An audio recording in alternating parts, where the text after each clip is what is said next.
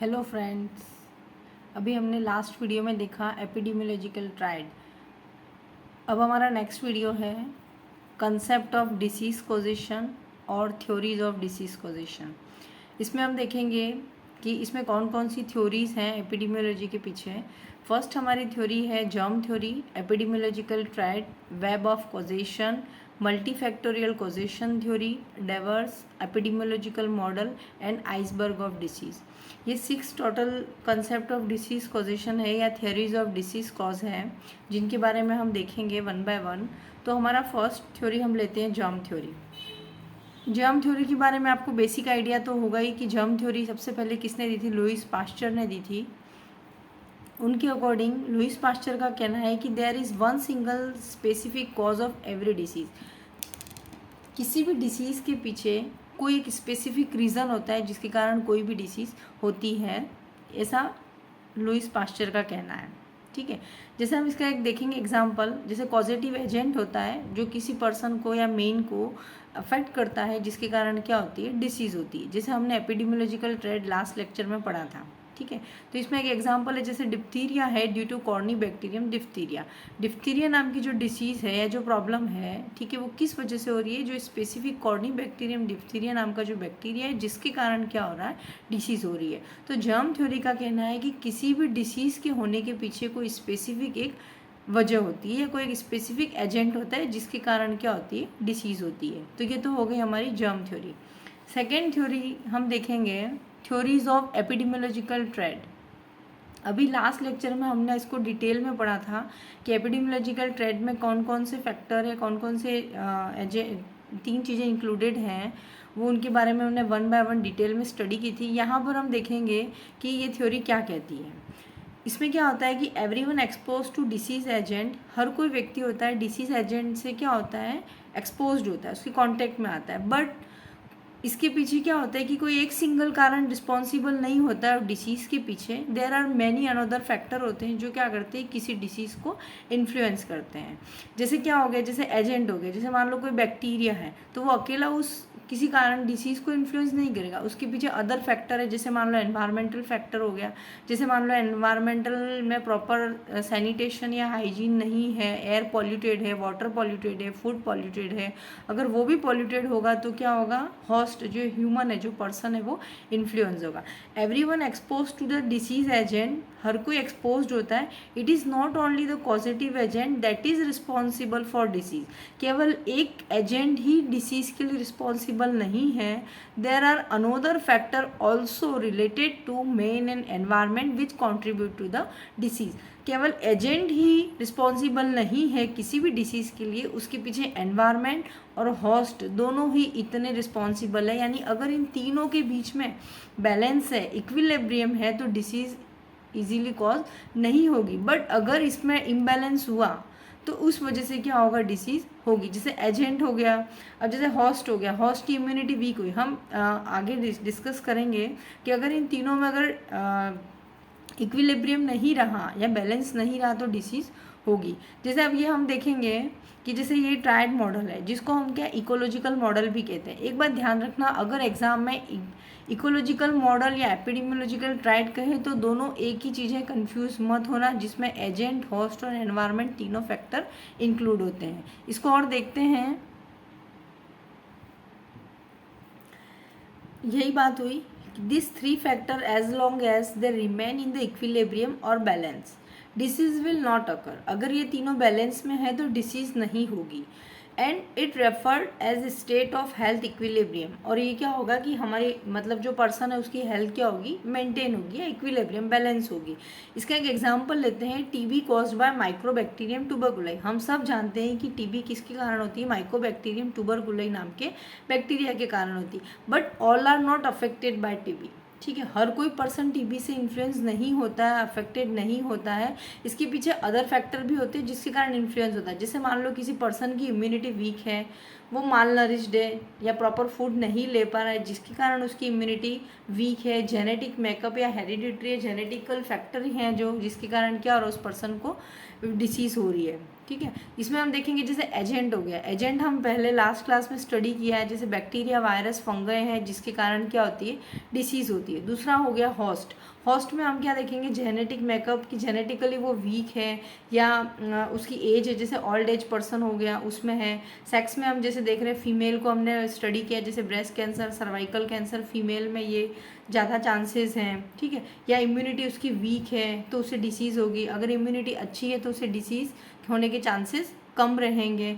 Then healthy behaviour, अगर वो अपनी डेली रूटीन में या उसकी लाइफ में हेल्दी बिहेवियर करता है, जैसे yoga, meditation, walk, exercise, proper diet, तो क्या होगा, पर्सन को डिसीज़ नहीं होगी। अगर इसके ऑपोजिट वो हेल्दी बिहेवियर फॉलो नहीं करता है तो उसको क्या होगी, डिसीज़ होगी। देन है एनवायरमेंटल, अगर एनवायरमेंट में जैसे 4 फैक्टर हो गए, ठीक है, जैसे मान लो सैनिटेशन हो गया, साफ़ सफाई है, प्योर वाटर है, प्योर एयर है, नॉइज़ फ्री एनवायरमेंट है, तो उसको डिसीज़ नहीं होगी। अगर मान लो एजेंट में डिस्टर्बेंस है, जैसे मान लो बैक्टीरिया, वायरस, फंगस ने अटैक किया है, या उस पर्सन की इम्यूनिटी वीक हो गई है, या उसकी एज, जैसे एज के साथ साथ इम्यूनिटी वीक हो गई, होस्ट से रिलेटेड ये फैक्टर, या एनवायरनमेंट में जैसे मान लो एयर पॉल्यूशन हो गया, नॉइज़ पॉल्यूशन हो गया, या वाटर कंटामिनेटेड है, साफ़ सफाई नहीं है, तो ये जो तीनों फैक्टर है, एजेंट, होस्ट और एनवायरनमेंट, ये तीनों मिलकर क्या करते हैं, किसी भी डिसीज़ को कॉज करते हैं, ठीक है। तो ये हमने जो सेकेंड थ्योरी पढ़ी थी हमारी एपिडेमियोलॉजिकल ट्रायड, फर्स्ट थी जर्म थ्योरी, सेकेंड थी हमारी एपिडेमियोलॉजिकल ट्रायड मॉडल, और थर्ड है multi factorial causation theory. Third theory कौन सी है हमारी, मल्टी फैक्टोरियल कॉजेशन थ्योरी। इसमें हम देखेंगे कि मल्टी फैक्टोरियल मतलब नाम से ही हमें समझ में आ रहा है कि मल्टी फैक्टोरियल मतलब मल्टी, बहुत सारे फैक्टर हैं जो क्या कर रहे हैं, किसी डिसीज़ को कॉज कर रहे हैं। अब epidemiological theory is not applicable for non infectious and chronic disease like CAD, coronary artery disease. ये जो थ्योरी है इसमें बताते हैं कि जो एपिडेमियोलॉजिकल थ्योरी जो होती है, जो लागू होती है, जो एजेंट, होस्ट और एनवायरनमेंट वाली जो थ्योरी होती है, वो इस केस में, किस केस में, नॉन इन्फेक्शियस डिसीज़ जो होती है या फिर जो क्रोनिक डिसीजेज है, इन दोनों केस में एपिडेमियोलॉजिकल थ्योरी एप्लीकेबल नहीं होती है। समझ रहे हैं, क्योंकि क्या हो रहा है, नॉन इन्फेक्शियस डिसीज़ हो गई, जैसे मान लो हाइपरटेंशन हो गया, ये कोरोनरी आर्टरी डिसीज़ हो गई, तो ये डिसीजेस क्या है, ये किसी एजेंट, होस्ट या एनवायरनमेंट, एजेंट हो या होस्ट या एनवायरनमेंट की वजह से नहीं हो रही है, इसलिए एपिडेमियोलॉजिकल थ्योरी यहाँ पर एप्लीकेबल नहीं होती है। इट हैज़ मैनी कॉजेज और मल्टीपल फैक्टर, जिसके बहुत सारे कारण हैं जिसकी वजह से ये कोई भी डिसीज़ या प्रॉब्लम होती है। This theory help to understand the various associative positive factor. अब ये थ्योरी हमें हेल्प करेगी कि बहुत सारे ऐसे कौन कौन से कारण हैं जिसकी वजह से डिसीज़ हो रही है, हमें हमारी प्रायोरिटीज़ क्या है, कैसे हम डिसीज़ को दूर कर सकते हैं, हम उसके अकॉर्डिंग प्लान करेंगे, उससे प्रिवेंशन, उससे बचाव कैसे करेंगे, and plan measure to control the disease. अब जो डिसीज़ हो गई है उसे हम कैसे कंट्रोल करें उसके बारे में हम स्टडी करेंगे। तो मल्टी फैक्टोरियल कॉजेशन थ्योरी पे हमने समझा कि मल्टी फैक्टोरियल कॉजेशन थ्योरी के पीछे बहुत सारे कारण होते हैं, और ये जो डिसीज़, इसमें ये जो होती है, जो थ्योरी होती है, इसमें कोई ये उस पर लागू नहीं होती है। किसमें, एक तो नॉन इन्फेक्शियस डिसीज़ और दूसरा है क्रॉनिक डिसीजेज होती है, उसमें ये थ्योरी लागू नहीं होती है। और इस थ्योरी में हम कोई प्रॉब्लम हो रही है, उसकी वजह क्या है, किसी पर्सन की प्रायोरिटी क्या है, उसके अकॉर्डिंग प्लान करेंगे, उस डिसीज़ को हम कैसे प्रिवेंट करेंगे और उसे हम कैसे कंट्रोल करेंगे, इसके बारे में हम स्टडी करते हैं, ठीक है। तो इसमें अब हमने देखा, इसको हम समझेंगे एक मॉडल के थ्रू। जैसे मल्टीपल कॉजेज़ है, ठीक है, मल्टीपल कॉज है जिससे क्या हो रहा है, इफेक्ट हो रहा है। जैसे मान लो इफेक्ट में हम जैसे देखेंगे कि स्मोकिंग है, ठीक है, कोई पर्सन को अगर लंग कैंसर हुआ है तो लंग कैंसर के पीछे क्या कारण है कि एक्सेसिव स्मोकिंग कर रहा है पर्सन, ठीक है, हेल्दी लाइफस्टाइल, हेल्दी रूटीन नहीं है उसका, ठीक है, या वो लाइफस्टाइल में जैसे मान लो योगा करना है या डीप ब्रीथिंग एक्सरसाइज जो प्रॉपर होना चाहिए वो नहीं कर रहा है, या फिर उसका एनवायरनमेंट क्या है, पॉल्यूटेड है, या उसके पास पैसिव स्मोकर है, कोई भी कारण हो सकता है।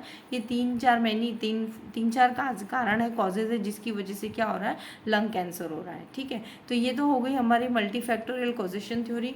देन फोर्थ है हमारी वेब ऑफ कॉजेशन, ठीक है। वेब ऑफ कॉजेशन जो थ्योरी है ये दी थी, given by MacMahon and Pugh ने दी थी। Disease never depend upon single isolated cause. जैसे हमने स्टडी किया है कि कोई भी डिसीज़ है किसी एक सिंगल कॉज के कारण, किसी एक के कारण नहीं हो रही है। It develop from a chain of causation. Chain मतलब कोई भी डिसीज़ होने के पीछे एक श्रृंखला है, उस श्रृंखला और उसके कारण बहुत सारे कारण हैं जिसके कारण क्या हो रही है, डिसीज़ हो रही है, ठीक है। इसमें देखेंगे, it develop from a chain of causation in which each link itself is a result of complex interaction of preceding event the whole complex is known as web of position, कि कोई भी डिसीज है किसी एक कारण से नहीं हो रही है, उसके पीछे एक पूरी श्रृंखला है, एक बहुत बड़ी चेन है, जिसके कारण हमने उसे क्या कहा है, वेब ऑफ कॉजेशन।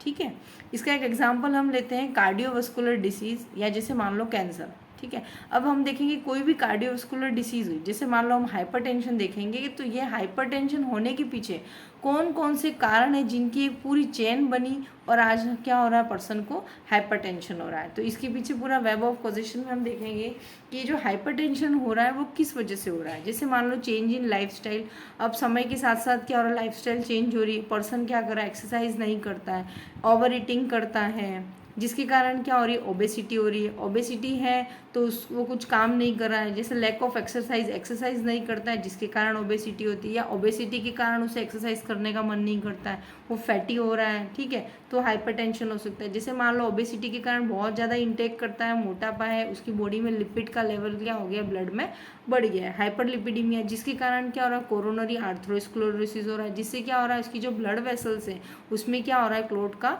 फॉर्मेशन हो रहा है। अब ये क्लॉट फॉर्मेशन होने से क्या हो रहा है, ब्लड आगे की ओर फ्लो अच्छे से नहीं हो पा रहा है, हार्ट को प्रॉपर फ्लो नहीं हो पा रहा है। इंक्रीज थ्रोम्बोटिक टेंडेंसी, वही हो गया कि क्या हो गया कि ब्लड वेसल्स के अंदर थ्रोम्बस फॉर्मेशन अधिक हो रहा है, जिसके कारण भी क्या हो रहा है, हाइपरटेंशन हो रहा है। जैसे हमने देखा लाइफस्टाइल चेंजेस में, जैसे एक तो स्मोकिंग भी हो गया कि पर्सन बहुत ज़्यादा स्मोकिंग कर रहा है, या फिर उसे कोई स्ट्रेस है, या फिर उसका जेनेटिकली जो उसका बनावट है, जेनेटिकल फैक्टर है, जिसकी वजह से भी उसे क्या हो रहा है, फैमिली हिस्ट्री है कि फैमिली में पापा दादा पूरी फैमिली को हाइपरटेंशन की हिस्ट्री है, तो पर्सन को भी हाइपरटेंशन हो सकता है। और जैसे हम देख सकते हैं ageing and other factor, age के साथ साथ भी क्या होता है, हाइपरटेंशन डायबिटीज जैसी प्रॉब्लम होती है।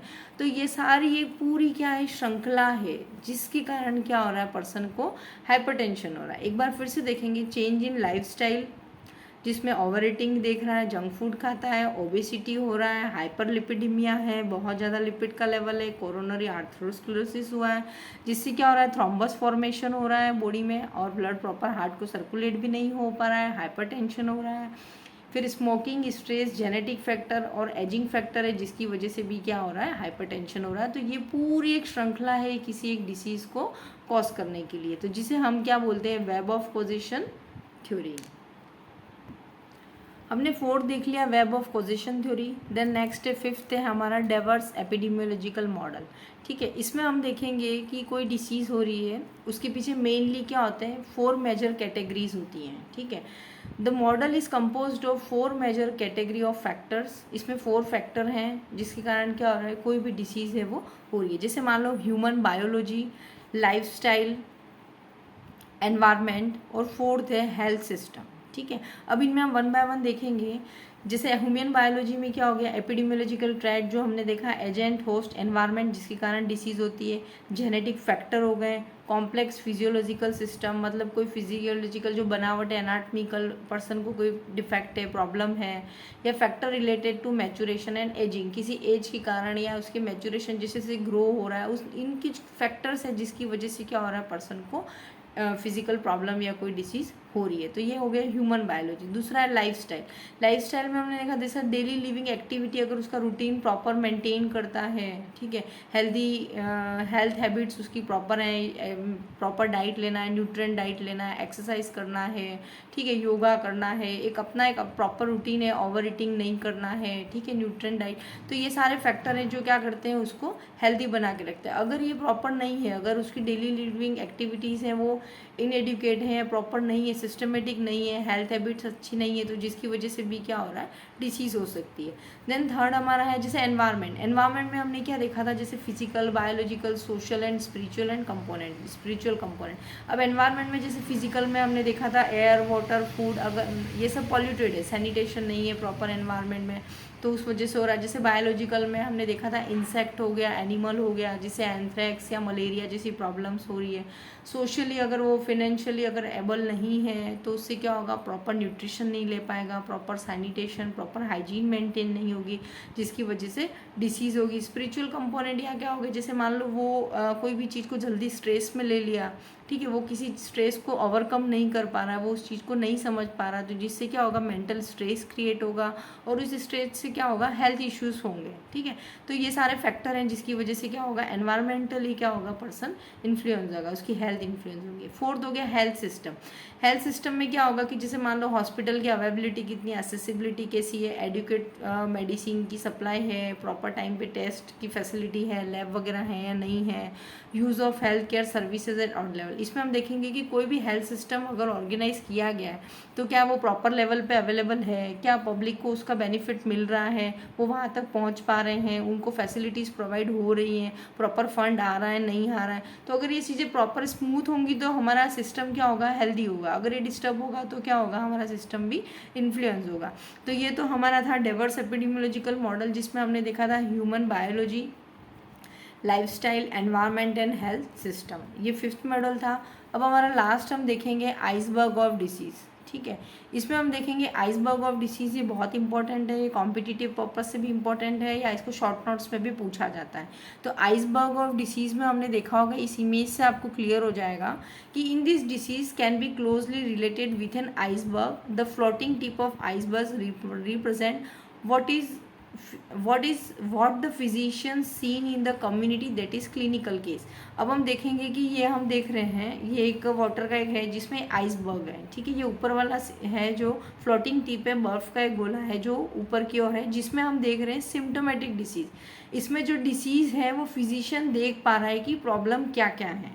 ठीक है, और दूसरा जो पानी के अंदर है वो हिडन है, वो नहीं दिख रहा है, या हम इसी कहते हैं प्री सिम्टोमेटिक डिजीज़ की, मतलब अभी सिम्टम्स नहीं आए हैं, उसकी पहले की कहानी है। तो ये क्या है, हिडन मास ऑफ डिसीज़ कहेंगे इसे।